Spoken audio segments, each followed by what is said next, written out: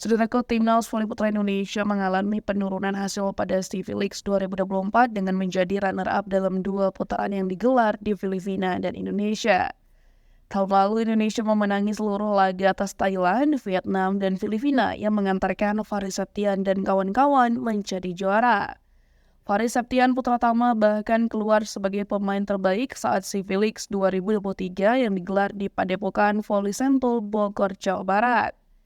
Pada putaran pertama SEA Leagues 2024, Indonesia kalah 0-3 dari Thailand, lalu tunduk 1-3 pada putaran kedua. Persiapan singkat tersebut sebagai penyebab performa timnas voli putra Indonesia yang kurang maksimal meski diperkuat pemain terbaik berusia muda. Terkait blok Thailand yang menyulitkan pemain berusia 25 tahun mengatakan bahwa mereka memiliki data mumpuni dalam meredam serangan Indonesia.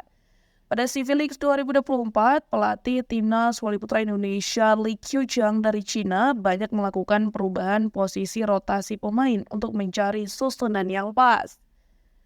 Hal ini juga menjadi alarm bagi Indonesia menjelang SEA Games 2025 yang akan digelar di Thailand. Dalam SEA Leagues 2024, Fahri ternyata juga berjuang melawan cedera.